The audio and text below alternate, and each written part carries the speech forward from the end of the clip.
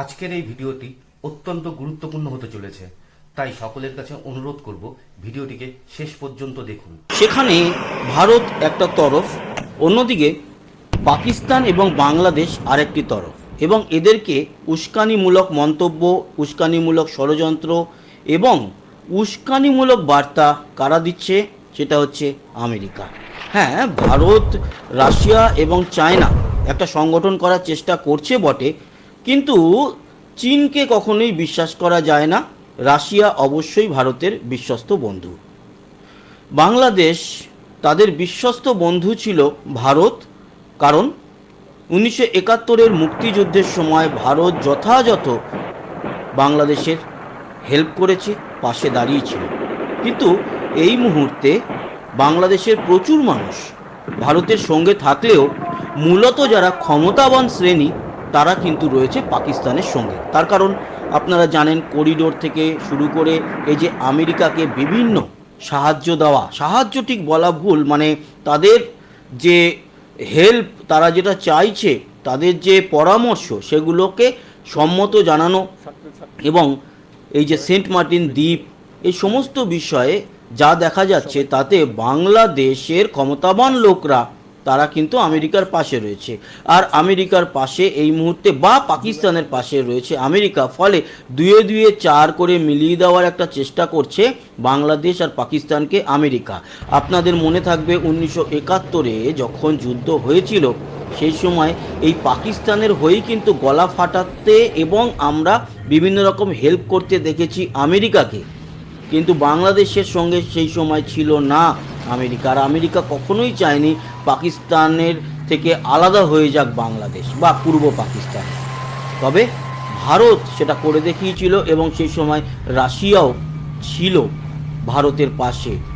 একটা তো সময় এরকম দেখা গিয়েছিল, বঙ্গোপসাগরের খুব কাছাকাছি আমেরিকা একটি পরমাণু সাতোয়া বেড়া পাঠিয়ে দিয়েছিল, মানে যুদ্ধজাহাজের একটা পুরো গ্যাং পাঠিয়ে দিয়েছিল, কিন্তু আসতে পারেনি। কেন?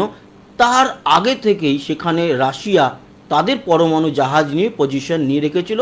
সে কামাল দেখিয়েছিলেন ইন্দিরা গান্ধী বা ভারত।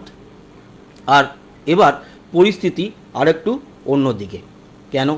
তার কারণ সদ্য এই যে অপারেশন সিন্দুর হয়েছে, সেখানে 5খানা যে বিমান খুইয়েছে পাকিস্তান, তার মধ্যে F-16ও আছে। ফলে আমেরিকার একটা গা জ্বলুনি সেখানে রয়েছে। তারপরে আমেরিকা চেষ্টা করছে প্রতিনিয়ত ভারতের এগেনস্টে গিয়ে কাজ করার, ট্যারিফ চাপানোর, এবং চাপাতে চাপাতে সেটা প্রায় 50-25 মিলে 75% দাঁড়িয়ে গেছে। 100% করলেও ভারত ঝুঁকেগা নেই সালা, এরকম একটা মনোভাব নিয়ে চলছে, যেটা আমরা প্রত্যেক ভারতবাসী অ্যাপ্রিসিয়েট করছি। আর এরপর তারা চাইবে পাকিস্তানকে লেলিয়ে দিয়ে ভারতকে ক্ষতি করার। এবং আমরা আপনাদের বলে রাখছি, অ্যাজ এ ভারতবাসী হিসাবে আমরা যদি মরেও যাই, তাও আমরা আমাদের শীত দ্বারা ব্যাকা করব না। এই যে ট্যারিফ যুদ্ধ, এই যুদ্ধ চলুক। আমরা না খেতে পেয়ে মরবো, অনেকে ভাবছে, তো আমেরিকা ভাবছে না খেতে পেয়ে মরবে ভারত, ঠিক আছে, মরে যাব। পাকিস্তানকে লেলিয়ে দেবে। অন্যদিক থেকে পাকিস্তানের ISI এই মুহূর্তে বাংলাদেশে ঘাঁটি গেড়ে রয়েছে, তারা বাংলাদেশ থেকেও আক্রমণ শানাবে ভারতের উপরে। আমাদের কি হবে? ভারতবাসী হিসাবে আমরা মরে যাব। এই তো চান আমেরিকা, এটা চায়, পাকিস্তান এটা চায়, এবং বাংলাদেশের শাসক গোষ্ঠীও সেটা চায়। তো আমরা মরে যাব। কিন্তু একটা কথা বলে রাখলাম, মরার আগে পাকিস্তান এবং বাংলাদেশকে পৃথিবী থেকে মুক্ত করে দিতে হবে। একদম শেষ, একদম ফিনিশ। আমরা মরে যাব, মেনে নিলাম, চলুন। কারণ বাংলাদেশ থেকে যদি কোনো বড় একটা মিসাইল ছোড়া হয় ভারতের উপরে, যদিও ভারতের যে আকাশ সিস্টেম রয়েছে বা এয়ার ডিফেন্স সিস্টেম রয়েছে, সেগুলো জবরদস্ত, সেগুলো তার কাজ করে দেখাবে। কিন্তু তর্কের খাতিরে মেনে নিলাম যে আমাদের কলকাতার উপরে এসে পড়লো, আমরা সবাই মরে গেলাম। কিন্তু একজন ভারতবাসীও যতক্ষণ বেঁচে থাকবে ততক্ষণ অবধি কথা দিয়ে যাচ্ছি ভারতবাসী হিসাবে, পাকিস্তান এবং বাংলাদেশ বলে কোনো দেশ পৃথিবীতে আর থাকবে না। অনেক হুমকি দিয়েছে পাকিস্তান, অনেক হুমকি দেওয়ার চেষ্টা করছে, যদিও সেসব হুমকিকে পাত্তা দেয় না ভারত। অন্যদিকে এই যে আসিম মুনির গেছিল আমেরিকায়, গতকালকেই বলেছে যে পরমাণু বোমা আমাদের একটা পার্শ্ববর্তী দেশে ছুড়বো এবং অর্ধেক বিশ্বকে নিয়ে আমরা একসাথে মরবো, মানে পাকিস্তানও মরবে অর্ধেক বিশ্বকে নিয়ে। প্রথমত কথা, পাকিস্তানের হাতে সেরকম কোনো পরমাণু বোমাই নেই যা অর্ধেক বিশ্বকে শেষ করতে পারে। দ্বিতীয়ত, তর্কের খাতিরে মেনে নিলাম ছুড়ল, একটার এগেনস্টে যখন 20খানা পড়বে, 20খানা প্রয়োজন হবে না ভারতের তরফ থেকে, গোটা 2-3 পাকিস্তান ফিনিশ, একটা বাংলাদেশ ফিনিশ। তাহলে এবার আসি আসল কথায়।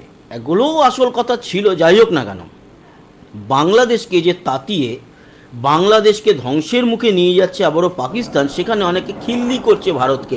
এইবার পাকিস্তান এবং বাংলাদেশ একজোট হয়ে গেছে, এবার ভারতকে ধুনে দেবে। আমরা চাই প্লিজ প্লিজ একটা কিছু করুন, আপনারা ভারতকে শেষ করুন প্লিজ। আপনারা অন্তত পক্ষে পরমাণু বোমা না মারুন, একটা ব্যালিস্টিক মিসাইলে কিছু কাগজপত্র ভরে ভারতে পাঠান, তারপর আমরা দেখব আপনাদের সাফল্যে হিংসান্বিত হব, আমাদের গা জ্বলে পুড়ে ছারখার হয়ে যাবে, আমরা মরে যাব।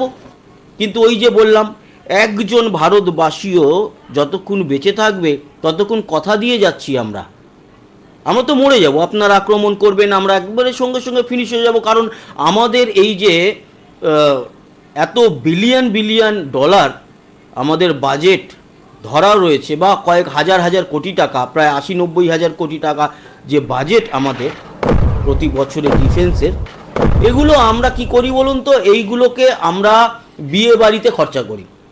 কে মাংস খেলো, গোস্ত পেলো কিনা, তাই না? আর ভালো সাবান শ্যাম্পু কিনে গোছল করলো কিনা, গোছল না গোসল বলে আমি জানি না, করলো কিনা, আমরা এই ডিফেন্সের বাজেট ওখানে খরচা করি। কারণ আমাদের কাছে কিচ্ছু নেই, আমাদের কাছে কোনো রাফেল নেই, আমাদের কাছে কোনো বিমান নেই, আমাদের কাছে কিছু নেই। কিন্তু আমাদের কাছে কিছু না থাকলেও আমরা কথা দিচ্ছি, একটা গুলির এগেনস্টে 1000টা গুলি এখান থেকে ছোড়া হবে, সেটা লিখে রাখুন। একটা কামানের গোলা এসে পড়লে 1000খানা কামানের গোলা দিয়ে শেষ করা হবে। আজ বাংলাদেশের অনেক মানুষ খুব আনন্দ পাচ্ছে না, ম্যাক্সিমাম মানুষ আনন্দ পাচ্ছে না। ভারতকে যখন আমেরিকা এই ট্যারিফ চাপাচ্ছে, আনন্দ পাচ্ছে বাংলাদেশ, কিন্তু তাদেরকে যখন চাপানো হচ্ছে তখন তারা দুঃখ প্রকাশ করছে।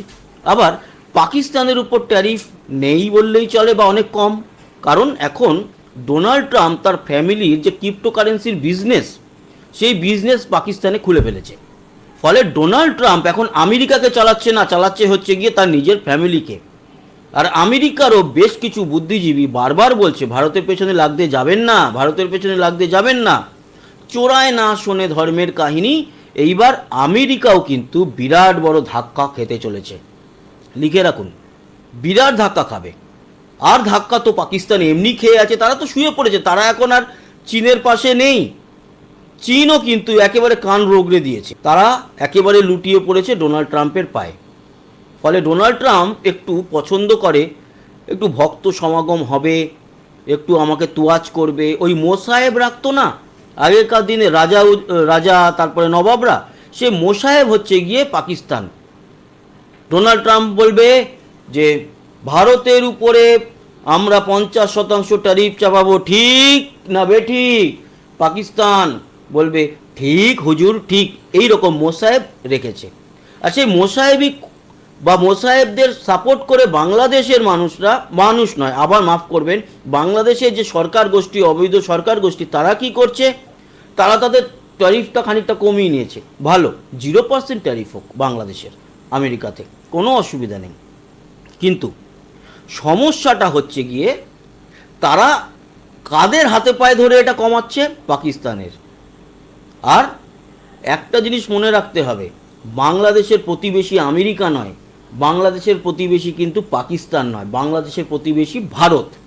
আর বাংলাদেশের সমস্ত বিমান ভারতের উপর থেকে উড়ে যায়। তাই কিছুদিনের মধ্যে ভারতে যদি এয়ার স্পেস বন্ধ করে দেওয়া হয় তাহলেই বাংলাদেশ কিন্তু অনেকটাই নিংড়িয়ে যাবে। এই নিংড়ানোটা দরকার। তারপর যে কোনো বড় কিছু করতে গেলে আগে না একেবারে রিফ্রেশ করতে হয়। রিফ্রেশ করার পর তারপরে নতুন জিনিস ক্রিয়েট করতে হয়। তো এখন যে পজিশনে দাঁড়িয়ে আছে বাংলাদেশ, সেখানে একটা রিফ্রেশ করতেই হবে। এই রিফ্রেশমেন্ট নিয়ে আসবে একটা যুদ্ধ। আমাদের সিডিএস অনিল চৌহান তিনি বলেই দিয়েছেন যে আমরা খুব তাড়াতাড়ি হয়তো কাইনেটিক এবং নন কাইনেটিক যুদ্ধের দিকে যেতে চলেছি। কাইনেটিক যুদ্ধ মানেই বুঝতে পারছেন, জড়াবে পাকিস্তান এবং পাকিস্তান চাইছে বাংলাদেশ জড়াক এবং বাংলাদেশ 100% জড়াবে। পাকিস্তান চেষ্টাই করে যাচ্ছে বাংলাদেশের সঙ্গে 1971-এর বদল। তার মধ্যেই যেদিনকে এই 4-5 দিন আগে 67,000 কোটি টাকা ভারত যখন ডিফেন্স বাজেট একটা স্যাংশন করে দিল এবং তাতে প্রচুর ব্রহ্মোস এবং প্রচুর ড্রোন কেনা হচ্ছে, তখনই বুঝে গেছিলাম এগুলো হচ্ছে গিয়ে এক্সট্রা বাজেট এবং এগুলো কেনা হচ্ছে বাংলাদেশের জন্য। কারণ সাবধানের মান নেই ভাই, বাংলাদেশকে আমরা ছোটোভাবে দেখছি না, আর দেখার বোকামও আমরা করব না। এই বাংলাদেশের সঙ্গেই কিন্তু আমরা হেল্প করে পাকিস্তান থেকে তাদের স্বাধীনতা আনিয়ে দিয়েছিলাম। অতএব এই মুহূর্তে দাঁড়িয়ে বাংলাদেশকে ছোট করা যাবে না, কারণ বাংলাদেশের পাশে এখন পাকিস্তান আছে এবং বকলমে আমেরিকাও রয়েছে। আমেরিকাও চাইছে ভারতকে দুদিক থেকে পিষতে।